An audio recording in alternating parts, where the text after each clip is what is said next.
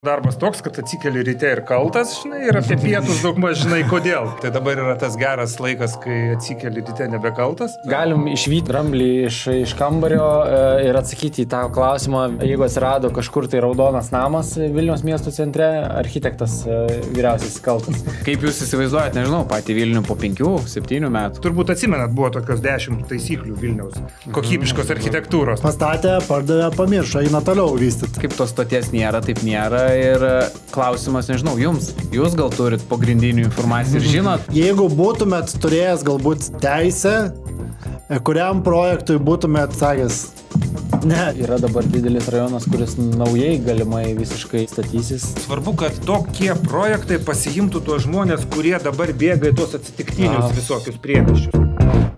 Sveiki visi, sugrįžę, vasarą, daug kas... Šalta, lietinga vasara. Jo, greičiausiai vis tiek daug kas sėdite prie kompiuterių, klausotės podcastų, nes laukia lyja dažniausiai, tai kol kas... Arba važiuoti pajūrį, kur ir ten lyja. Jo, arba kamščiuose stovi, tai manau pasiklausysit ir naujos mūsų tinklalaidės, nes šiandien bus tikrai įdomi diskusija, įdomi laida. Šiandien svečiuose Mindaugas Pakalnis, buvęs vyriausias miesto architektas, dabar esantis architektas, urbanistas, tai žodžiu, manau, laukia tikrai įdomus pokalbis ir šiandien, nežinau, kalbėsim apie Vilniaus galbūt problemas, galbūt idėjas, galbūt mes sugeneruosim kažkokių idėjų naujų Vilniui, ką įdomu būtų pamatyti, išgirsti ir manau, tikrai bus įdomus pokalbis. Tai nežinau. Sveiki, šiaip pasisveikinam Mindaugai pradžiai ir apskritai, ką dabar veikia Mindaugas Pakalnis, galbūt daug ir mūsų klausytojam įdomu, kaip leidžiat, aišku, žinom dabar Maldyvose būt, ar kaip Arūnas sakė, nesenai grįžo, tai dabar jau Lietuvoje ir kaip atrodo jūsų dienos dabar. Žinai, kaip būdavo, anksčiau tai sakydavau, kad mano darbas toks, kad atsikeli ryte ir kaltas, žinai, ir apie pietus daugmaž žinai kodėl. Ar ne, ir eini miegoti jau su ta kalte ir kitą rytą vėl tas pats iš naujo. Tai dabar yra tas geras laikas, kai atsikeli ryte nebekaltas ir gali daryti tai, na, ką manai, kad yra teisinga ir gali pritaikyti tą patirtį, kurią turi. Tai realiai dabar dirbu, yra tokia... VŠI statybų sektoriaus vystymo agentūra, mes ten esame atsakingi už visas valstybės kompiuterinės sistemas, kurios susijusios su statybom, tai ten visos tos garsiosios infostatybos, teritorijų planavimo dokumentų registrai, plus pagalba savivaldybėm rengiant teritorijų planavimo dokumentus, na, kadangi mes, kai darėm Vilniaus bendrą planą, mes ten daug inovacijų padarėm, kad jis būtų skaitmeninis, kad mažiau būtų teksto, daugiau dalykų, kuriuos gali pamatuoti, konkrečiai įvertinti, kad būtų, na, žmonės saugesni pagaliau spręsdami dalykus. Tai va dabar tą patirtį diegiam ir kitom savivaldybėm, tai važinėjom po savivaldybės, konsultuojam, padedam, patariam. Ir va daugmaž toks darbas, daugiau yra, nu, tas toks pasidalinimas patirtim, ką padarėjai ir pagalba kitiems. Na ir turiu nedidelę komandą jaunų žmonių, architektų, urbanistų, kraštovaizdžio specialistų, tai kažkaip tokį, dabar gyvenu visai gerą laiką po... Tai tu, kaip suprantat, nepasilgstat buvusių pareigų. Ne, nu ką aš žinai, sunku pasakyti, ten buvo labai didelė atsakomybė, nu ir tu ten, taip, žinai, nu galėjai pasakyti, čia darysim taip, čia darysim kitaip. Na, o dabar gal toks laikas, kai gali pasižiūrėti, ką pavyko padaryti ir gali patarti kitiems, man atrodo visai smagiai. Ir lengviau gal iš šono žiūri. Tai galim išvyti galbūt dramblį iš kambario ir atsakyti į tą klausimą vieną kartą. Ir kaip yra su Vilniaus miesto architektu. Paprasti žmonės mano, kad jeigu atsirado kažkur tai raudonas namas Vilniaus miesto centre, architektas vyriausias kaltas. Tai ar teisingai mes jūs kaltinam, ar vis tik čia ne viskas taip yra? Čia turbūt, nu, toks asociatyvus gal mąstymas. Nu, atrodo, kas kaltas, nu, vyriausias architektas, ne? Nes per jį turi viskas eiti. Nu, realiai vyriausias architektas per dieną suderindavo ten 20-30 tų namų. Nu, tai tokį vaizdu, kad tu neturi laiko jo net pažiūrėti. Yra komanda žmonių, kurie dirba pagal kažkokius tai ten, nu, sutartus principus ir yra tokie ribiniai atvejai, kai jau komanda ateina pasitarti, ar ne? Nu ir tada jau tu kaip vyriausias architektas tai komandai vadovauji. Bet iš esmės, reiktų suprasti dar vieną daiktą, kad savivaldybės vyriausias architektas realiai yra atsakingas už miesto dalį. Tai yra, kad iš pastatų pasidarytų tvarkingos gatvių erdvės, kad pasidarytų parkai, pasidarytų skverai, kad gatvės būtų gyvybingos, ar ne, kad pirmieji aukštai būtų pilni paslaugų, kad nepadaryt pirmose aukštose garažų. Nu, va šitos dalykus, ką tu gali kaip miesto architektas paveikti. Tai aš tau visada ir sakiau, kad tu dirbi su erdvėm, su erdvių tinklu ir atskirom viešom erdvėm, parkais, skverais ir iš jo padarai gerą gyventi miestą. Konkretus pastatas jau yra konkretaus architekto kūrybinis procesas. Nu ir jisai gali jam pasakyti, kad, žinai, čia tu visai netai padarai. Dėl pačios architektūros. Dėl pačios architektūros. Ten jeigu tu jau matai, kad čia visai netaip. Bet realiai aš stengiausi niekad nelipti ir nesakyti jam, kad tu turi padaryti taip. Negali visas miestas būti padarytas pagal vieno žmogaus skonį, ta prasme. Vis tiek už savo pastato architektūrą atsako projektavęs architektas. Ir jeigu taip žiūrėt netgi iš to kelio, kurį nuėjom, tai iki pat praeitų metų lapkričio 1 dienos už viską realiai atsakė tik tai pastato architektas. Vyriausias architektas miesto teisiškai negalėjo pasakyti, kad tavo pastatas negražus. Ir čia buvo ilga kova, kol įsikovojom tą teisę, kad savivaldybės architektas kažką gali pavairuoti kažkur į vieną ir kitą pusę. Nežinau, čia jeigu dar leisit įsiplėsti, tai ta prasme turbūt atsimenat, buvo tokios 10 taisyklių Vilniaus kokybiškos architektūros tokios. Tai ta prasme, tai visa tai gimė iš tos kovos, kokio mum miesto reikia, ar ne? Kad reikia, kad tu prisiderintum prie aplinkos, kad reikia, kad padarytum gyvą gatvę, gyvą pirmą aukštą, kad nenugriautum, jeigu gali panaudoti. Nu, tokie... Žiūrovam galėsim uždėti. Tokie holistiniai principai buvo sudėti. Tai iš pradžių visi pasitiko, ko tu čia nori, kur čia teisės aktai reikalauja.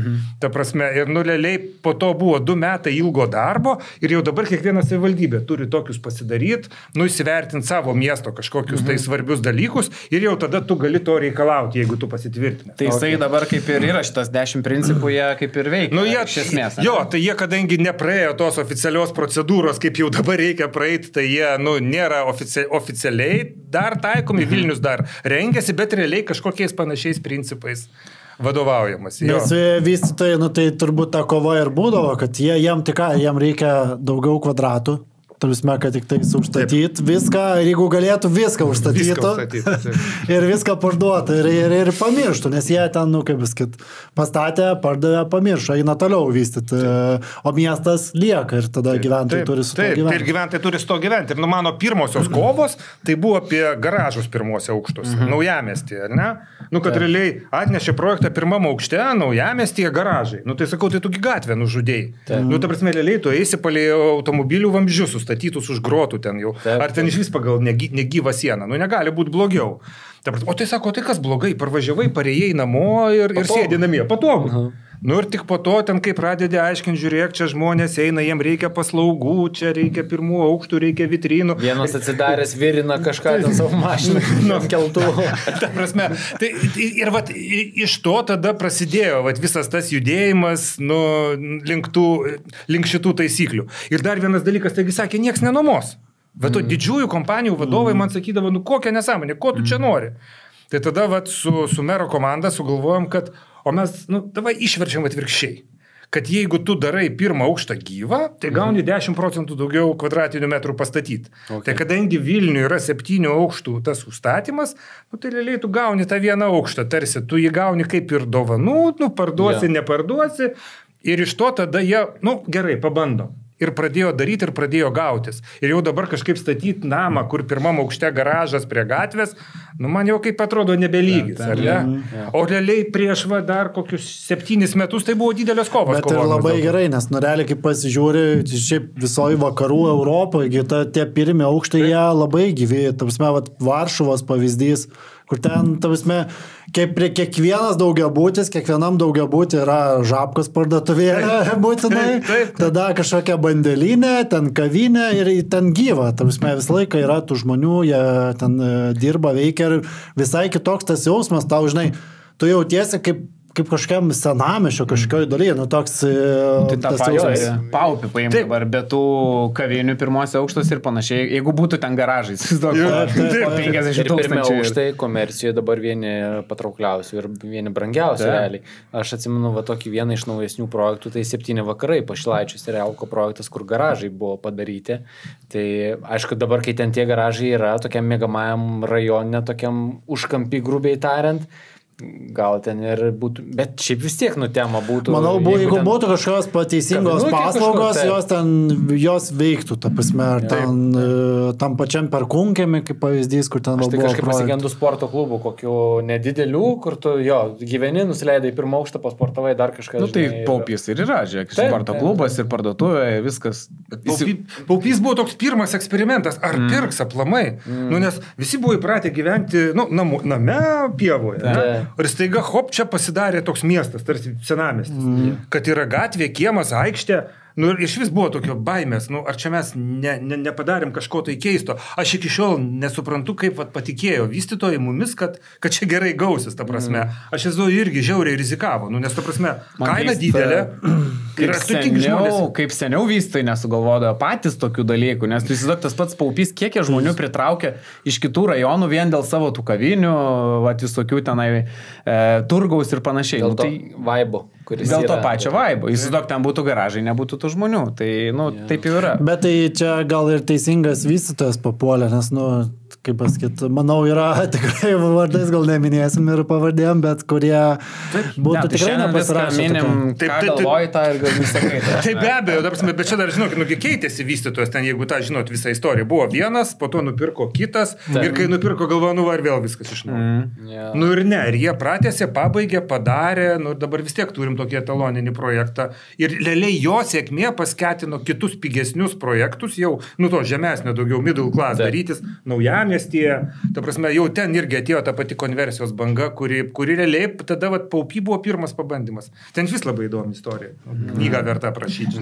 Tai kas tikrai tų 10 principų nesilaikė, tai Perkūnkiemis ir dažniausiai, nežinau, mes bet ir patys... čia Perkūnkiemį ten, kada ten... Jis įseniau faktas buvo. Taip, čia nieko nebuvo. Nesukontroliavo faktas ir dėl to daugam skauda iš esmės ir mes kaip pardavinėjom tos butus. Dabar parkeliai kažkokie atsiradinėja, dar kažkas. Ne tik parkeliai, dabar kažkada čia važiavau, žiūriu, dar vienas namas dygsta, tiesiog.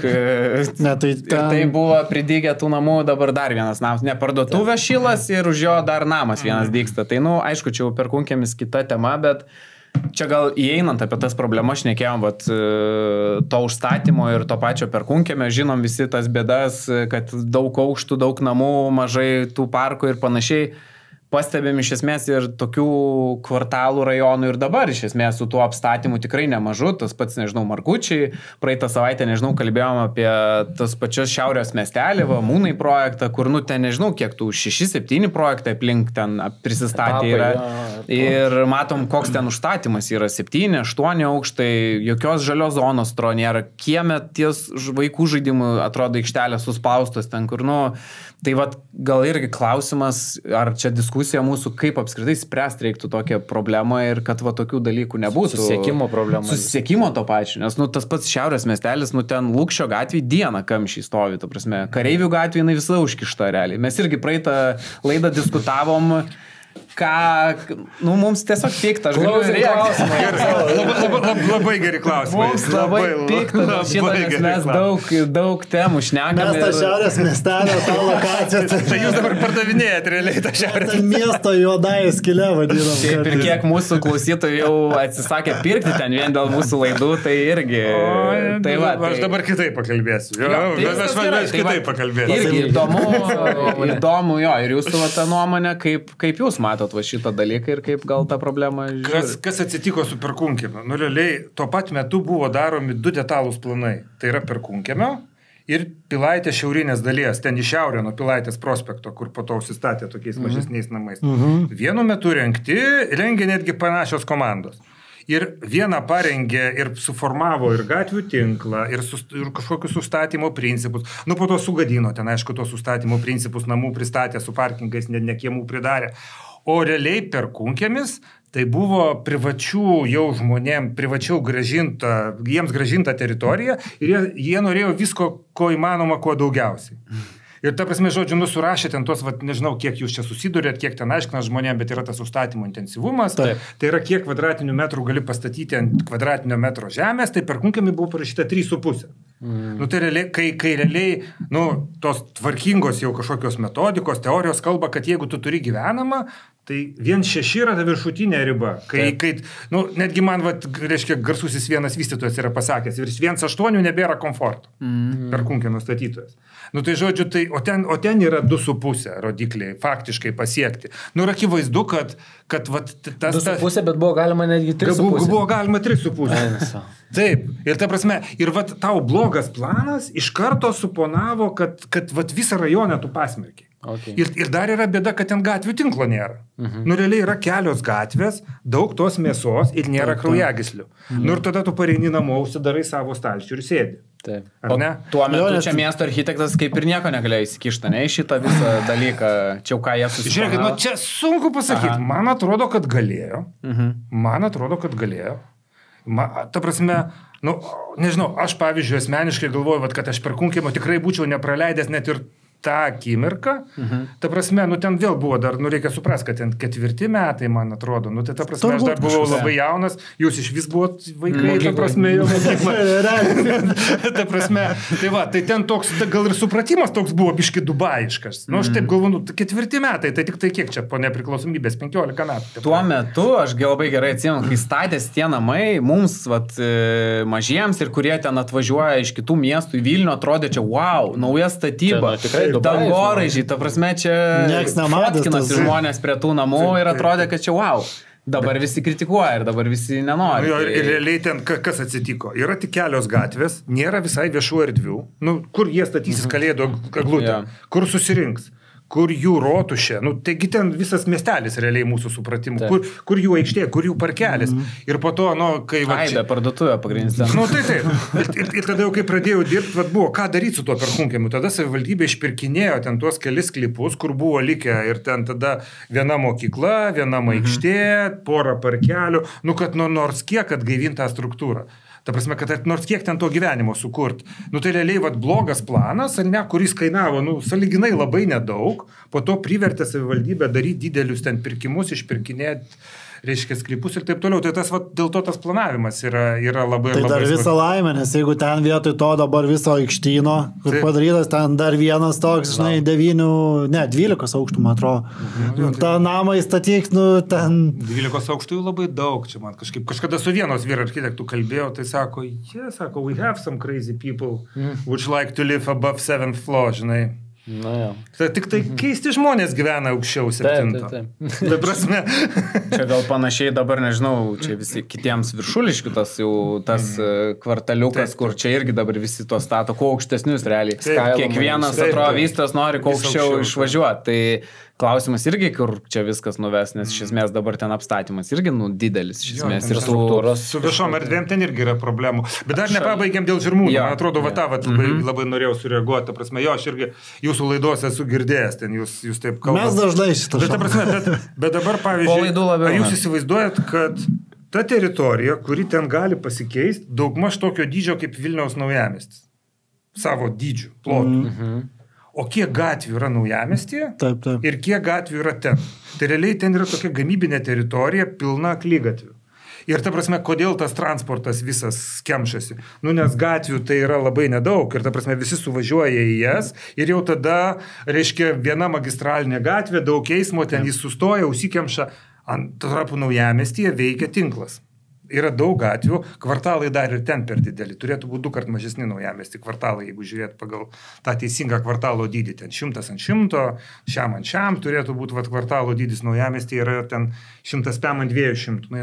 Gali į 2 dalis dalyti. Tarsi, čia ilgis plotis? Ilgis plotis, ilgis plotis. Čia paskaičiuota, kada gerai gaunasi. Tai man atrodo, to rajono sėkmė labai priklausys nuo to, ar ten susiformuos būtent tas viešų erdvių tinklas. Nes jeigu jis pasidarys kaip aklygatvių rinkinys, kad, ta prasme, tu važiuoji ten Kareivių gatve ir turi aklygatvius įvažiavimus į projektą, viskas šakės. Bet jeigu ten pavyktų padaryti va tas va gatves, kurios tarp Lukšio supjaustytų ir padarytų normalią miesto struktūrą, mes ten galim turėti naujamiesčio tipo daiktą. Ir naujamiesčio tipo intensyvumai tai 1,6. Man atrodo, ten projektai panašiai ir vyksta. Tai jeigu pažiūrėt, kas vyksta naujamiestį ir vyksta ten, tai va, turėtų vykti panašus dalykai, man atrodo, nes pagal tą vietą mieste, pagal infrastruktūros išvystymo lygį, tai galėtų pavažiuoti. Bet aš ko bijau, tai bijau to, kad nepavyks padaryti to scenarijaus būtent sukurti tą tinklą. Arterijų. Nes ten toks jausmas dabar vizualiai, kad ten net ir nėra vietos gal tom gatvėm, kad ten jas kažkaip padaryti. Ir aš žinau, kad savivaldybė turi pasidarius tokį koncepciją, kaip tai galėtų būti. Ir tik tai klausimas, kaip tą įteisinti. Realiai, nes reiktų pasidaryti tą vadinamą bendrą planą tos teritorijos, nusimatyti koridorius gatvių, paimti nuosavybę. Ta prasme, tvarkingai išvystyti teritoriją. Galėtų gautis labai gerai. Bet man atrodo, tas kertinis momentas yra, ar tai liks aklygatviai, ar pasidarys normaliai. Panašu, kad pradedama nuo kito galo, kad pirma galbūt statosi, o po to tik tai gatvės. Tai gal pirma gatvės reikėjo pagalvoti apie gatves. Bet tai dabar įsivaizduok, žinai, miesto merą, kuris taiga pradeda išpirkinėti gatves, kur dar nieko nėra. Čia toks turi būti procesas, kur veikia kartu vystytojai su savivaldybė. Kaip paupy buvo. Realiai paupy buvo scenarius. Tai iš esmės užtektų turbūt, jeigu savivaldybė turi kažkokią koncepciją, kaip ten tos gatvės galėtų būti, tada vystytoja kažkaip turėt svertus jį pareigot, kad jisai tą ir įgyvendintų. Tada viskas paprasčiau turbūt. Ir kiekvienas turi suprast, kad ten po 10-20% sklypo turėtų nueiti tom gatvėm. Turėtum atiduoti. Ir iš to gausi pridėtinę vertę ir tu pats. Ta prasme, nes tavo gyventojai galės ten geriau privažiuoti. Bet čia turbūt tas pridėtinės vertės suvokimas yra dažniausia, kad ten nėra suvokimo, kad tu gausi tą pridėtinę vertę. Ten yra suvokimas pridėties vertės tik tais kvadratiniais metrais. O kaip ir kiekvienoje laidoje, mūsų pagrindinis išrėmėjų yra Luminor bankas, kuris puikiai kiekvieną iš jūsų gali profinansuoti Vilniaus mieste, ne tik Vilniaus mieste. Lietuvoje visoje, bet kadangi kalbame apie miestą Vilnių šiandieną, tai apie naujus rajonus, tai puikiai galite išsirinkti. Gauti geriausias sąlygas, geriausias palūkanas ir turėti savo asmeninį vadybininką. Kuris duos pilną dėmesį ir palaikys viso proceso metu. O ne bendrauti su robotu. Už rankos paims jūs ir nuves į tą banko visą virtuvę. Atsakys visus klausimus, papasakos, kokios informacijos reikia iš jūsų ir... Tai žodžiu, viskas labai paprasta. Dėl visokių projektų ir panašiai kreiptis į mus, dėl banko į Luminorą. Taip, Luminor jūsų partneris kelyje link būsimų namų. O, tu čia net ir šūkis sugalvojai Luminorą. Taip. Geras, smagu, fainai. Tai jeigu daugiau informacijos norėsit, luminor.lt, kreipkitės, tikrai kiekvienas vadybininkas su jumis susisieks atskirai, nebus robotų, bus vadybininkai. Neišeis atostogų kažkur. Kurie jūs lydės visame šiame kelyje. Tai kreipkitės į Luminorą ir Luminoras jums padės. Kalbėjom apie mikrorajonus, ar ne? Tai yra dabar didelis rajonas, kuris naujai galimai visiškai statysis, tai Launagiai. Kalbėjome praeitą laidą apie jį. Taip. Kokią girdėję, Mindaugai? Jo, tai aišku, kad žinau, ta prasme. Žinot, kaip mes aplamai, ten, kur aš dirbu, tai mes turim daug duomenų aplamai apie gyventojų judėjimą, gyventojų, ten, iš kur jie keliasi, kokio amžiaus gyventojai apsigyvena, atviri duomenys, jūs galite naudotis savo klientam, reiškia, rodyti tos duomenys, kokius kaimynus. Nes jūsgi matot, kai gyvenama vieta, turbūt. Jo, ta prasme, mes turim gyventojų surašymo duomenys ir turim teritorijų plėtros duomenys, ta prasme, tada, kai tu juos sujungi, tai tu matai, kad čia apsigyveno tiek žmonių ir matai tada jų amžių, ta prasme, ir dabar tai yra atviri duomenys. Jie yra nuosmeninti, negali sužinoti, kur konkrečiai ten koks žmogus gyvena.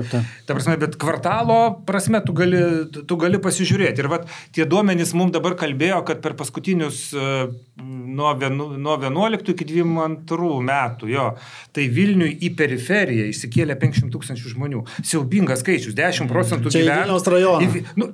Į pakraščius. Čia nėra, kad tai į Vilniaus rajoną, bet ten, kur nebuvo namų. Į žalias pievas įsikėlė 500 000 žmonių. Gal ir kainos įtakojo? Įtakojo. Bet 13 000 grįžo į miestą. 13 tūkstančių apsigyveno centriniai miesto daly. Prarado žmonės sovietiniai rajonai, ten mažėjo gyventojų skaičius, augo tam žiedė ir centre. Kad augo centre yra žiauriai geras dalykas, iš to gavosi tas centro visas gyvybingumas. O dabar tokie kvartalai kaip Lauknagių, tai man atrodo, kad čia gali būti ir teigiamas, ir neigiamas poveikis. Tai ta prasme, jeigu jie pasiūlys geresnį gyvenimą, negu ten kažkur pamiškių kaime prie, reiškia, smėlėto keliuko sklipelėje su individualiu gręžiniu ir individualiom nuotekom, ar tu gali gyventi priemiestiniam kvartale, kur turi tą lik ir priemiesčio komfortą? Tai reiškia, turėtų visa infrastruktūra atsirasti, reikiama, darželiai, parduotuvės. Ir man atrodo dar, kas būtų svarbu, kad tokie projektai pasiimtų tuos žmonės, kurie dabar bėga į tuos atsitiktinius visokius priemiesčius. Tai čia labai daug priklausys dar nuo to, kaip savivaldybė vėl padarys su infrastruktūrą. Tai mes kalbėjome gatvė, turime tai vieną. Taip, tai gatvė tik viena, tai vėl, realiai viena. Viena tai viena, tai mūsų tikslas nėra, kad visi tie gyventojai susėstų automobilį, kiekvienas savo ir važiuotų į Konstitucijos prospektą į prabangų biurą dirbti. Tai jam reikia greitojo autobuso. Ar ne? Ir tada iš to gimsta ten judu, turi planuoti maršrutus, ten turi susitarti. Tai miestas šiuo atveju irgi turėtų čia prisidėti. Be miesto nieko nesigaus. Be miesto nieko nesigaus, ta prasme. Ir visada aktyvi savivaldybė, jinai vienaip ar kitaip gali. Nes investicijos nemažos, vystytojas kaip ir rimtas Darnų grupė eina, taupys jau kaip ir geras tas pavyzdys. Gal ir miestas labiau pasitikės šiuo vystytoju ir žinos, kad Tai žinai, Paupiu buvo lengva, nes tiek centrinį miesto dalys yra. Bet vis tiek padarė labai gerai daiktą. Čia, žinai, galėjo ateiti kažkas kitas ir padaryti. Tai, žinai, klausimas dar ko, ką Mindaugas minėjo, kokius tuos, kaip privilioti, jeigu suprojektuos ten 2 kambarių butukus, ten kaip visi standartiškai, tai turbūt nepavyks. Čia, žinai, reikia šeimom, kad, žinai, kažkokie didesnė būstai būtų, kad tu, žinai, nenorėtum gyventi kažkur kotedže, tai nežinau, Pagiriuose kaip pavyzdys, tu norėtum čia, galbūt be žemės, ten ar su labai labai mažai žemės, žinai, kažkokių balkonų, terasą, kur ten, žinai, būtų vaiko darželis iš kokių, ten, nežinau, ten 500 metrų kažkoks pastatytas mokykla ir taip toliau. O taip, nežinau, rezimuojant Launagių, dar kaip jūs pats vertinat, nežinau, tą... Tiek, kiek aš mačiau projektą, tai, man atrodo, ambicija yra gera sukurti tokį priemiestinį miestelį, kur ten yra ir biški miesto požymių, ir yra ir privatumo, ir viešumo. Nes miestas tuo ir svarbus, kad tu turi viešas erdves ir turi savo privatų kiemą, kur jau yra tik tavo, arba tavo su kaimynais bendrai naudojamas, kur jau tavo vaikas saugus yra. Tai ten tas sukurta. Ir sakau, man atrodo, kad pagrindinis dalykas tai čia bus kaip organizuosis viešas transportas, ar bus padaryta infrastruktūra, socialinė, kuri reikalinga. Nes dabar įsivaizduokim, jeigu jiem visiems reiks vaikus vežti kažkur į darželį, tai tada... darželius planuoja jie ten statyti, 2 galbūt, tai įdomu, kaip čia viskas. Man atrodo, kad... 2, tai bus gerai. Tai tikėkime, kad viskas bus gerai. Bet vėl, ar bus viešas transportas? Nes daug yra tokių projektų, kur realiai, tas pats Paupys, pavyzdžiui, su viešu transportu nėra taip gerai.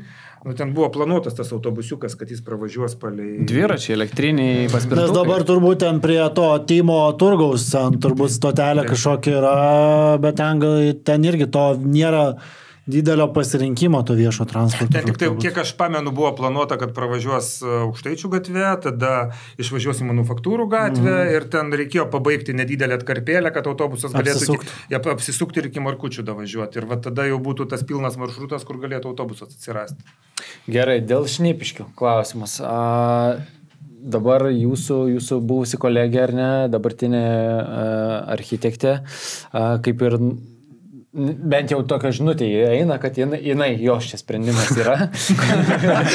Gerai, tai žiūrėk, jeigu stumk iki galo ir sakyk, kad jos sprendimas yra, kad Šnipiškėse nebeleisti atstatinėti ir ten vystytojai buvo pasipiktinę ir panašiai. Aš nežinau, gal čia iš gandai ir patikslint gali šitą informaciją, kad iš Lūšnos galės statyti vos ne irgi. Tik rekonstruoti jo į tą patį. Na, ten, jo, tai... Dalyje Šnipiškių, ne visos jos ten. Jinai, aišku, būtų labai galinga, jeigu tai būtų, jo sprendimas. Tai nėra vyriausio architekto gali pasakyti, žinai, jūs čia darysit taip, o jūs čia darysit kitaip. Visos strėlės jai. Bet jinai, kadangi tu esi vyriausias miesto architektas, tu komunikuoji, tai tu esi kaltas. Čia vėl tas, atsikėlė ryte ir kaltas, žinai. O toj vietoj sprendimas tai buvo padarytas paveldo komisijos, yra tokia komisija, kuri ten žiūri tos paveldo objektus ir sako, kas iš tų objektų turėtų, ką tu turėtum saugoti, ar ne? Tai kažkas turi pasikreipti, aš suprantu, pati savivaldybė pasikreipė, kad įvertint. Ir jeigu taip dabar žiūrint tą sprendimą, kuris padarytas, tai vėl čia man dabar iš šalies labai lengva kritikuoti. Man atrodo, kad buvo tiesiog per griežtai įvertinta, kad ten nereikia saugoti nei gatvių dangų, kurių ten realiai nėra, kur ten yra žvyras ar ne, ar ten bruko kažkokie fragmentai, nereikia saugoti nei medinių tvorų, nereikia saugoti nei ten, reiškia, kai kurių pastatų, kurie yra realiai šiukšlių krūva. Tai toj vietoje vis tik tai, man atrodo, kad tas saugojimo tema nuėjo per toli. Ir tada akivaizdu, kad kilo reakcija iš priešos, kad tai jūs čia mes buvom susiplanavę vienaip, jūs dabar čia norit saugot. Mato, su saugojimu dar yra toks dalykas, kad realiai čiagi dažnai ta korta naudojama ir norint sustabdyti projektą. Pavyzdžiui, pradėjai statyti kažką, man nepatinka, tada aš tą tavo namą staiga, tą seną, į kurį tu nori nugriauti, paskelbiu paveldo objektų, ar ne? Tu nieko nebepastatysi, o aš savo gyvensiu laimingas ir nebeturėsiu kaimynų. Tai tokio veikimo irgi pasitaiko, ta prasme, jeigu taip atvirai kalbant. Tai čia galėjo būti pasitaikyto veikimo iš ten gyvenančių, iš gyventojų, kurie tenais... Bet čia aš nesakau, kad tai buvo. Čia tiesiog toks metodas irgi yra.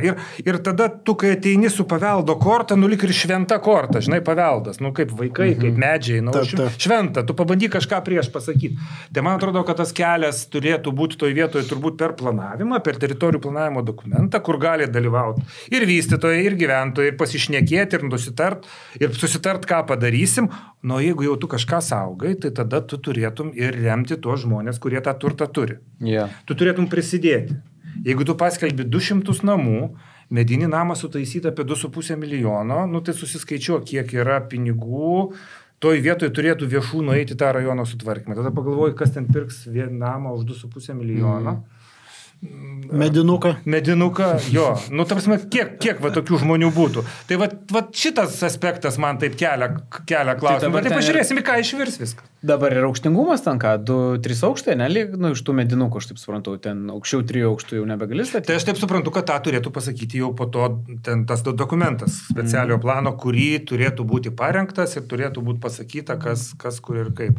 Bet aš vis tiek, aš peržiūrėčiau vertybės. Man atrodo, kad ten tų saugotinių dalykų yra nustatyta tiesiog per daug. Ten tikrai yra labai gerų elementų. Ir yra ir senų grindinių. Pačiam Tabore turite minti elementų ten, kur... Ne.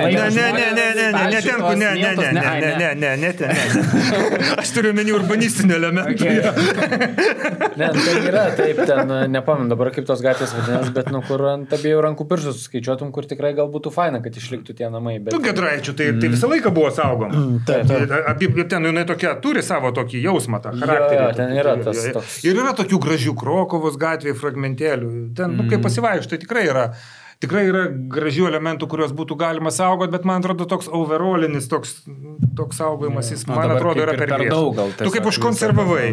O čia reikia tokio kūrybiško prieimo, man atrodo. Ir tas per paveldo ėjimas, jis toks, labai...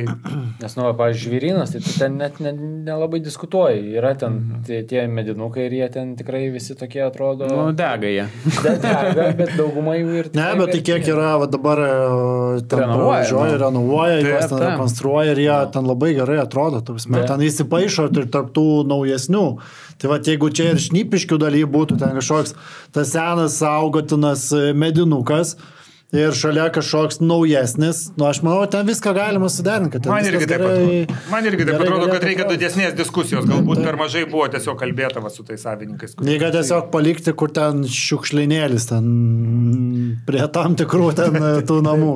Tai, manau, pagrindinės dabar diskusijos ir buvo čia paskutiniais tais metais Šnipiškės, tie medinukai ir panašiai, ir labai daug diskusijų buvo apie Vilniaus stotį, kur jau visi seniausiai matėm tuos vizualus. Ir laukia. Kaip viskas atrodys, kaip ten gražu bus, visi naujininkose perka jau butus, realiai jau rezervuoja, jau perkasi ir vis jau nuo kokių ten, nežinau, 21 metų jau laukia, kada čia tas šuolis staigus bus naujininkos ir panašiai, bet kaip jo nėra, taip nėra, kaip tos stoties nėra, taip nėra ir klausimas, nežinau, jūs gal turit pagrindinių informacijų ir žinot, ar ta stotis išvažiuos kažkada ar neišvažiuos, kaip ten... Stotyje realiai vyksta du procesai, tai jeigu jie viens kitą palaikytų, tai gautųsi keturguba nauda, jeigu vyks tik vienas, tai nauda bus, bet jinai nebus tokia ženkli. Tai realiai, kas matėsi, kad Naujamiestis po Paupio sėkmės, tas visas virusas, konversijos ir tokio miestietiško gyvenimo su savo kiemu, jis persikėlė į Naujamiestį. Ten, Mindaugo, Algirdo gatvės, jos taip iškart pakilo ir dabar, ir taip lėtai, bet užtikrintai visą tai jau dabar nuvingiavo iki Panarių gatvės, dabar jau ten projektai. Nes aš sakyčiau, tas teritorijos potencialas, kuris yra ten apie Algirdo, Mindaugo, man atrodo, jis jau išsemtas. Ta prasme, ten jau liko tokie ekskliuzyviniai kažkokie projektėliai, ten kažkokie užsimetę gabaliukai, tokių didelių pokyčių nevyks. Aplink Panerių gatvę, ten dar daug yra ir dabar ten daug kranų stovi ir aš žinau, dar kai dirbau savivaldybėje, tai daug projektų ten derinom. Tai ten turbūt 3-4 projektai šiuo metu. Jo. Tai man atrodo, ten dabar yra tas iš tikro daug to judesio iš privačių vystytojų. O stotis, stotis buvo, reiškia, Lietuvos geležinkelių projektas ir jisai buvo pradėtas, reiškia, dar iki to viso, reiškia, karo, kai nutrūko Lietuvos geležinkelių pajamos, kai jų visa pasikeitė išgyvenimo strategija. Na ir realiai, aš taip suprantu, kad Lietuvos geležinkeliai neišdrįso pasirašyti to kontrakto su projektuotoju ir apsispręs, kad vis tik tai tą projektą daro. Dabar jeigu taip žiūrėt dar iš aukščiau, ar ne, kadangi vėl mano darbas dabar Lietuvos bendrą planą prižiūrėti, ar ne, tai... Ir kritikuoti. Ne. Tai Lietuvos bendras planas, ką anksčiau kalbėjau, kad realiai esam tarp rytų ir vakarų. O dabar rytų vakarų neliko. Liko tik šiaurė pietus, Varšuva, Helsinkis. Ir čia tada yra būtent Rail Baltica. Ir tada Rail Baltica yra mūsų išgyvenimo projektas. Ir tada būti Vilniui prijungtam prie Rail Balticos yra Vilniaus išgyvenimo projektas. Tai man atrodo, kad čia tokie yra dalykai, kur tu gal net per negaliu turi padaryti, ar ne? Kad iš Varšuvos į Vilnių tu galėtum atvažiuoti traukiniu. Kad iš Vilniaus į Taliną tu galėtum nuvažiuoti greituoju traukiniu. Ir tai visas mūsų išgyvenimo, čia mūsų išgyvenimo kaip šalies, man atrodo, projektas. Nedaug dievė, bet jeigu reiks atvežti karinę ginkluotę, mes irgi Rail Baltica vešim. Nebus kaip kitaip atgabent. Ir tada toj vietoj ir tas Vilniaus stoties projektas, man atrodo, labai ir labai stiprus ir turėtų būti tarp valstybės tų strateginių projektų. Aišku, kad Rail Baltica tas pagrindinė linija vis tiek eina per Kauną, ar ne? Tai ten prie Karmėlavos oro uosto stotis bus. Ir tada į Vilnių galima likti ir tuo rusišką vėžę važinėti, irgi greitis būtų kitas, bet vėl, Ryga daro, Talinas daro, manau, kad ir mes tą projektą anksčiau ar vėliau pasidarysim. Bet čia dar tik tai irgi, čia spėlionės, ne? Tai taip, numatau, dar projektavimo sutartis nepasirašyta. Tai ta prasme, dabar jau kai tiek metų praėjo, dabar jau ten laimėjęs ofisas gali kainas kelti. Naujininko butukai vizualai prieš 5 metus paruošti jau visus hypo užkėlė, dabar jau, aišku, dabar jau vėl greičiausiai, jeigu jau ten kažką darys, vėl perprojektos gal negi, ar tą patį vėl projektą naudos. Yra dar šansų ir tą patį daryti. Ta prasme, čia kažkas tokio labai nepasikeitė, ten nebuvo kažkoks hiper projektas. Aš gal sakyčiau, reiktų tą viešos erdvės konceptą pergalvoti, kadangi jau vėl ten viskas keičiasi, bet pats stoties terminalas, tai man atrodo, kad ten buvo jis toks pakankamai pragmatiškas ir pakankamai ambicingas, kaip tokį naują daiktą turint. Ir ten svarbu labai, kad apjungtų dvi miesto dalis, kad atsirastų ryšys tarp Naujininkų ir centro, nes dabar Naujininkų gyventojai gyvena tarsi pusę kilometro nuo Rotušės aikštės, bet atskirtis didžiulė vien per tą geležinę upę. Tai tas projektas į tą socialinę misiją. Per tą vieną pėsčiųjų tiltelį, realiai. Stotis didelis projektas, bet gal žinot, kokių projektų, kas Vilniui, koks didesnis gal pertvarkymas gali įvykti ateityje, kuris, turės gal kažkokių reikšmingų irgi pasikeitimų Vilniuje ir panašiai, ar kažkokia miesto galbūt dalis keisis, ar... Tai čia nebent gal Vilkpėda kokia, ne? Tai aš manau vis tiek, žinokit, aš manau, kad tos dvi dalys miesto, kurios turi didžiausią potencialą, nežinau net kuri bus pirma, tai būtent tas Žirmūnų gabalas, visas tas Žirmūnų pramoninis rajonas, piečiau Kareivių gatvės iki Lukšio, tas visas gabalas labai daug, ten gali apie 10 000, 20 000 žmonių apsigyventi, jeigu taip pasižiūrėjus. Bet ten yra dar kur kišti. Yra, ten stovi tuščios gamyklos. Ne, ta prasme, žinokit, net neįsivaizduoju, mes važiuojam, matom pastatus, aš buvau į keletą įėjęs, ten tuščia. Didžiulis kvadratas. Bet tai jeigu mes jau dabar už galvų ten jėmėmės, kad ten jau per daug žmonių, tai kas... Jeigu atsirastų kraujagyslių, kaip sakant. Bet tai tas kraujagyslių reikia daryti. Tada šiaurės miestelė, kur yra tie bromai, pro tos bromus gatves daryti, ne, ir kad pravažiavimai vyktų. Ten reikia kažkaip dalį nugriauti, dalį padaryti. Tas visas Ogmijos miestas, kur pasidaręs. Tai jis turi tą gatvių tinklą ir reikia jį pratęsti, praauginti, surišti. Ir ten, manau, gali visai gerai gautis. Aš tai kažkaip tai pozityviai žiūriu, jeigu ten iš tikro pavyks išlaikyti tą Vilniui būdingą 6-7 aukštų statymą, padaryti aiškiai, kur gatvė palink 7-8 aukštai. Tai čia jau, čia reikia... Tada tikrai gali būti, kaip reklamuoja, kaip New York'e. Mes, kai praeitą kartą irgi šnekėjom, aš nieko prieš, ten tikrai statytis faktas žymiai geriau negu tos gamyklos ir panašiai, bet jeigu tu darytum 5 aukščius, pavyzdžiui, su, ten nežinau, kažkokiam alėjom, parko alėja, dar kažkas, su vidiniais kiemais normaliais, su atstumais normaliais, volia, ta prasme. Ne, tai žiūrėk, gali būti ir tie 7 aukščiai, tai kur yra Relevant projektas, kuris čia Šnypiškėse bus, ne, kur ten dangoraižiai stovės ir kur jie ten irgi projektuoja kažkokias ten kaip alėjas, kažkokias restoranai, kavinės, tokias viešos ir viešos erdvės, visai kitaip iš karto atrodys, nei kad kaip pas mus mėgsta, kaip pasakėt, čia daugiabučius užstato stačiakampiais ir viduj padaro vaikams čiažyklą ir tom pasibaigia. Tai kažko biški trūksta daugiau idėjas kažko išpildyti. Jo, tai čia iš tikrųjų mes gal, kaip čia, pas mus mąstymas dar toks ir mūsų teisinė bazė tokia, kad mes mažai galvojam apie tą gyvenimo komfortą. Ir mūsų teisiniai baziai, mano supratimu, trūksta to dalyko, kad, pavyzdžiui, kokios proporcijos teisingai turėtų būti teisingas kiemas. Ir, aš pats tas kovas irgi kovodavau. Šiaip yra tokie tyrimai, ne? Kada žmogus jaučiasi gatvėje. Gedimino prospekte mes jaučiamės gatvėje, ne? Nes yra 21 metras pločio, 21 metras aukščio. Ir žmogus turi tą jausmą, kad aš einu gatve. Dabar, kada žmogus jaučiasi kieme, kai tas santykis yra nuo 1,5 iki 2. Jeigu santykis per didelis, man jau tada čia laukas atrodo, jis jau vėl jaukumas dingsta. Ir dar ten 30-40 metrų tas atstumas yra. Ir iš to tas ir pasidaro, kad 6-7 aukštų užstatymas, 30-40 metrų kiemas, ta prasme, tada žmogui yra patogu ir malonu gyventi. Bet kai gaudavau projektus, tai visada būdavo tie gyvenamųjų namų korpusai suspausti, ar ne, kad išlaikyti insoliacinį atstumą, šiaurė pietus orientuotas pastatas, rytai vakarai ir pasižiūri, žinai, o tai kur žmonių kiemas? Realiai jie gyvena tarsi gatvės erdvė, jie neturi to kiemo jausmo, kad aš turiu savo kiemą. Ir man atrodo, žmonės kartais pirkdami netgi turtą to neįvertina, ar ne? Nes tu tuos pačius korpusus gali sudėti biški kitaip. Ir tu, pavyzdžiui, gali turėti gal blogesnę insoliaciją, bet turėti didesnės erdvės kiemą, kas tau suteikia didesnę komfortą, negu ten tau papildomų 20 minučių saulės.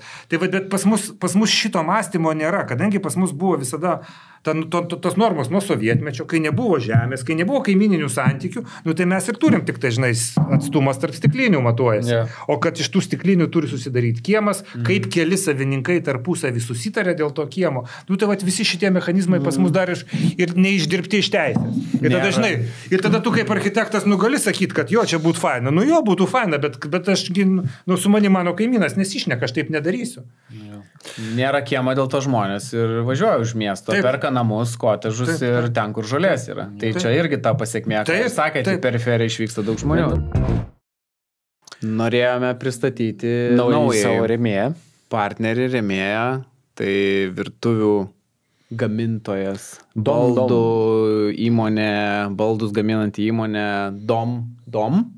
Labai patogiai lokacija įsikūrė. Konstitucijos prospektas 18 atsiprašau, ten, kur ir mes. Mūsų biuras labai šalia. Tai jie tik tai pirmam aukšte, mes antram aukšte. Tai va, ir pas juos ten yra, kiek žinau, virš 200 kvadratinių metrų ekspozicija, šaurumas, kuriame jūs galėtumėt atėję apsižiūrėti net 6 įrengtas virtuvės, išsirinkti savo tinkamus stalviršius. Sistemas, pritraukėjus visokius ir taip toliau. Jo. Turite naujus butus jau virtuvės?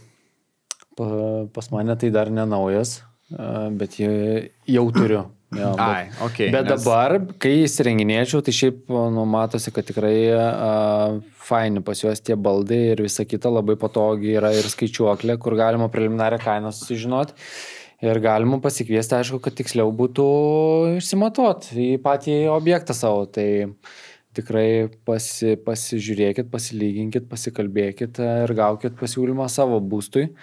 Nes dirba tikrai žmonės profesionaliai ir turi savo ofisą ir Kaune. Kas dar gerai, kad 24 mėnesių garantiją taiko, tai realiai 2 metų garantijas taiko. Ir stalviršiam ar pačiai tekstūrai išsirinktai taiko net 10 metų garantiją. Furnitūrai taiko 10 metų. 10 metų garantiją. Tai ypatingai šiuos laikus žinant, kur atvažiuoja Petras Jonas padaro ir po savaitės jo nepagaunat jau, arba Gžegošas jau nebegrįžta, tai pasirinkus Dom įmonę, aš manau, turint 2 metų garantiją, aš manau, jūs pasidarius virtuvę galite ramiai gyventi ir panašiai. Tai atvažiuos pas jūs į namus, išsimatuos. Aišku, jūs turite jau turėti, sakykime, kokius jūs norėsit stalviršius ar ne, kokias plokštės. Turbūt atvažiuos. Gali patarti idėjų kažkokių, kaip ką išdėlioti. Iš esmės taip, galite salonį įsirinkti, tuomet padarys jums net baldų brėžinius, vizualizaciją, parodys kaip ta jūsų, nežinau, virtuvė, spinta.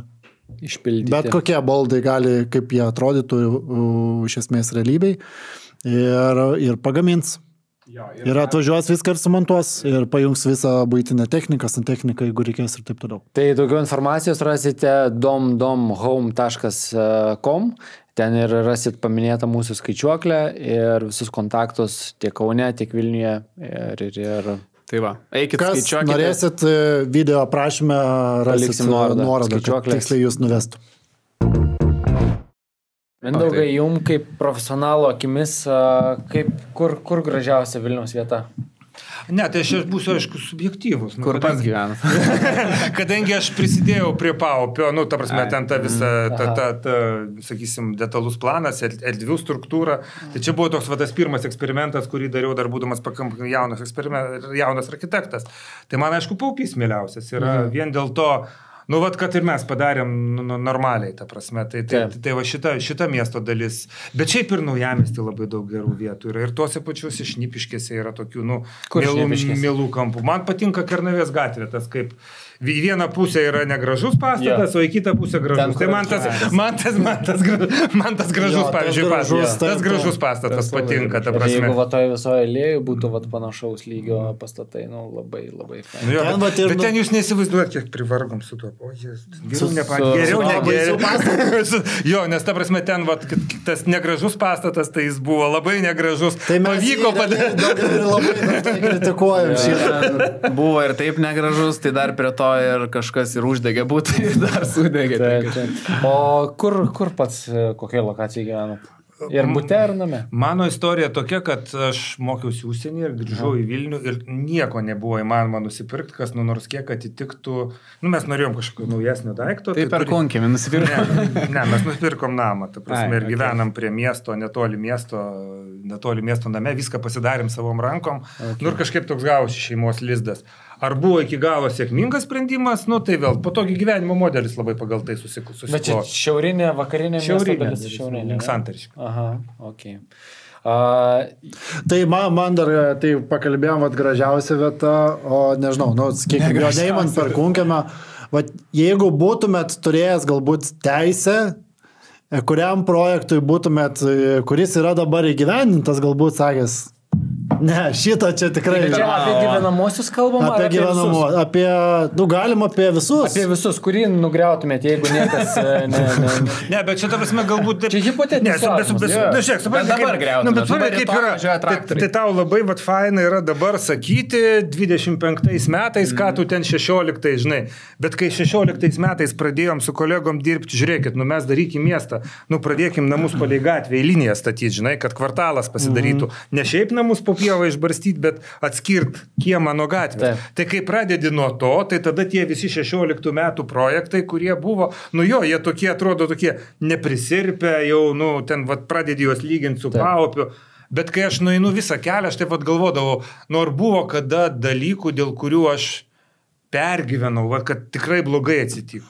Tokių, kad, sakyčiau, kad, gėda, aš neturiu. Ne, bet nebūtinai jūs prie jo prisilietėt, galbūt iš, nežinau, iš ankstesnių laikų. 90 metų gal statybos yra kažkoks pastatas, kur sakytumėt, šitą, tai tikrai, jeigu niekas nieko nesakytų ir tavo žemė. Sporto rūmus kokius. Arba, Audėjo baldai jau griuvo, gal čia dėl jūsų kaltės griuvo? Taip, iš dalies taip. Kam tie Audėjo, kam ten tie audžia viską, reikia griauti. Jo, tai ten irgi atsiras keli kvartalėliai ir ten pasibaigs tas visas Markučių kvartalas, ta prasme. Ir vėl apie Markučius jūs kalbėjote, ar ne? Bet ten tie užstatymo intensyvumai visai normalūs. Ten visai normalus miestas pasidarė. Nes vėl, žinot, mes pradedam kalbėti taip, tokie galvot, o tai čia taip labai faina, žalios pievos, balti namai, čia daug erdvės, bet tada jeigu tu prarandi gyventojų tankį, tai tu prarandi tą pirmųjų aukštų infrastruktūrą. Ir tada tu pradedi daryti gyvenamą rajoną. Ir kur čia tas yra skaičius? Jeigu pažiūrėt Lazdynai, yra 0,9 intensyvumas, Karoliniškėse apie 1, ir ten jau važiuojant į tuos tankiausias Fabijoniškių, Šeškinės dalis, ten pasiekia 1,6, ar ne? Ir matosi, kad kokie nors Lazdynai, jie per reti, kad pastatų pirmuosiuose aukštuose būtų tos paslaugos. Tai realiai tu neturėdamas tankio, tu nepasieki to miestiško gyvenimo būdo. Ir tu vis tiek tada formuoji tą tokį outsiderišką priemiestinį miegamąjį rajoną. Tai kaip tą tankį pasiekti, čia tokios ir yra didelės diskusijos. Su Markučiais gal viskas gerai, gal tik su svečių vietom parkingo labai neapgalvota kažkaip buvo, nes ten sudėtinga, kad atvažiuoti, jeigu tu nori kažkoje paslaugą ten gauti ir kad ten automobilį prisparkuoti. Nes, pavyzdžiui, po Upynų tai yra tas parkingas, ar ne, tas viešas mokamas.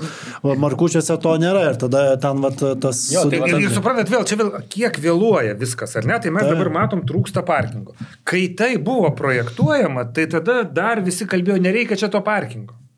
Ta prasme, ir tik po to supranti, kad gatvė turi būti su stovėjimo vietom, kad tu turi suderinti ir stovėjimo galimybę, ir privažiavimą, ir tada būtent tie sustoja automobiliai, netgi saugiau jaučiasi žmogus eidamas šalia automobilio, negu šalia važiuojamos dalies, ta prasme, nes tu esi tada užtvertas tuo stovinčiu automobiliu. Ir kad tas sustojęs automobilis yra potencialus klientas parduotuviai. Vėl, čia tos pamokos, kurias mokėmės. Tai ta prasme, tai manufaktūrų gatvė, dar iš to laiko, kai tų pamokų nebuvo. Čia ir yra kokie 17 turbūt metai projektuota. Ir dabar tik realizavosi, ir mes matom, kad kažką gal ir netai padarė. Bet dabar ką jau nieko ir nepadarys? Realiai, taip, kažkada, kai rekonstruosi. Kažkiek jo rekonstruoti, galbūt kitaip tą stovėjimą gal subraižyti. Bet šiaip gatvė be stovėjimo, tai tokia yra, ne visai pilna vertė. Man atrodo, kad turėtų būti kiekvienoje gatvėje. Jo, tai tas aš Markučiuose, tas vienintelis toks minusas gal ir buvo. Šiaip Markučiai, viskas gerai. Pirmam aukštėje tas paslaugas atvykti. Gal net šiaip sprendimas yra tiesiog kažkaip tą parkavimo klausimą kitaip spręs. Ten vėl aš paimsiu Varšuvai, paskutiniu metu dažnai buvau. Ten net realiai yra stovėjimo vietos, kurios gatvė nubražytos, bet yra ženklai, kurie leidžia tau parkuoti ant šaligatvio, bet jis yra ant tiek platus, kad realiai ir ten tiem gyventojams yra puikiai vietos praeiti. Ten aišku galima kažkaip gal gražiau dar kažkaip atskirti, bet realiai kitus parkuoji, realiai tas visas šaligatvis gali būti ir automobiliais, kaip pasakyti, apstatytas. Nesvarbu, kad neužtvertų automobiliai žmogaus einančio šaligatvį nuo parduotuvės. Taip. Tai čia vėl tokios smulkmenos lemia. Plotis, aš įsivaizduoju, 4 metrai kokie, kur jau ir telpa. Jau šitą gali idėją vyriausiai architektai. Būtinai parašys. Apsvarstys mano šitą idėją. Tai ką, turbūt pagrindiniai klausimai, ką aptarėm ar ne, ar kažką dar turim? Tai aš manau pabaigai tiesiog gal... Jūsų akimis Vilnius šiai dienai, kur link eina ir ar jis eina gera linkme, kaip jūsų architekto akimis ir kaip jūs įsivaizduojat, nežinau, patį Vilnių po 5-7 metų, kaip pavyzdys? Man atrodo, kad Vilnius aplamai yra toks fenomenas, ar ne, mažėjančiam regione, nes realiai mesgi gyventojus prarandam, staiga atsirado vienas miestas, kuris auga. Varšuva čia jau kita istorija, ta prasme čia europinis metropolis, bet visam regione staiga mes šovėm, mes jaunėjam, mes augam, mes pritraukiam naujus žmonės, ar ne, čia nes Lietuvoje buvo to potencialo mažųjų miestų, kai suvažiavo jauni žmonės, ir tada panaudoti tų jaunų žmonių kūrybinę energiją ir jų tą kūrybinį potencialą, nes jie kur šeimas, jie augins vaikus, jiem reiktų sudaryti sąlygas, kad čia tie vaikai gautų gerą įsilavinimą, kad čia būtų kultūrinis gyvenimas. Man atrodo, galim būti tokiu vidutinio dydžio simpatiškų miestų. Man, pavyzdžiui, tas milijoninis Vilnius, ar ne, kai čia visi pradėjo kalbėti, kad 20-30 tūkstančių žmonių staiga dėl karo čia išaugo ir mums čia pradėjo atrodyti, kad čia tuoj po 20 metų bus milijoninis miestas. Tai nebus jis milijoninis, ta prasme, nebent tai būtų kažkokie didžiuliai sukrėtimai, kurie paverstų arba visus lietuvius į Vilnių suvažiuoti, arba čia privažiuotų daug kažkokių imigrantų. Gal vakarčio banga vakarų Europoje, gal bet nemanau, kad tai mums išeitų į naudą toks greitas augimas. Mes turėtumėm likti tokiu, middle size, nuosaikiu tokiu 600-700 tūkstančių miestų su kokybišku gyvenimu, pakankamai ramiu gyvenimu, neturint tų didelių stresų ir neturint nei tų didelių kamščių, nei ten kažkokių tai, hiperproblemų, ką gauna didieji miestai. Ir man atrodo, to tokio balanso radimas tarp tos vidinės plėtros ir išorinės irgi yra labai svarbu, kad nes vis tiek kainos skirtumas yra didžiulis tarp namų priemiestyje ir būsto mieste. Ir turim padaryti, kad tas būstas mieste būtų konkurencinga kaina tam namui, kad žmogus, taip, aš būtą sumokėsiu daugiau, bet aš gal kažką ir daugiau gausiu. Ta prasme, nes didžiausias pavojus, man atrodo, yra mūsų įsikėlimas į priemiesčius ir tada, miestas smirt pradeda, įsitaškyti. Ta prasme, tada tu jau priemiestį nepadarysi, nei kavinukės, nei aikštės, ta prasme, žmonių tiesiog per mažai. Ir tas tokio kompaktiškumo išlaikymas, ir čia vėl su daug ko susiję, su statybos leidimais, plėtros galimybėmis, kiek padaryti, kad būtų ne per daug, bet dar apsimokėtų daryti. Čia visi, čia tokie, daug reikia tokių protingų ir apmąstytų sprendimų. Okay. Tai viskas, nežinau, teigiama linkme eina. Ačiū, buvo įdomu, švietėjiška. Lauksim žiūrovų komentarų, galbūt dar ir kažkada vėliau suplanuosim susitikimą, tai galite ir klausimų kažkokių savo užduoti. Rašykit, kas jums patinka, kas nepatinka Vilniuje, kurios vietos, kurie rajonai patinka, nepatinka, ką jūs keistumėt, jeigu jūs būtumėt architektas, galbūt miesto ar ką jūs nugriautumėt. Kokį jūs pastatą griautumėt realiai. Tai... Ir paspauskit like. Paspauskit like ir tiek. Tai ačiū, kad žiūrit. Geros vasaros, gerų orų. Bėkit į lietingą vasarą ir iki. Geros vasaros, iki.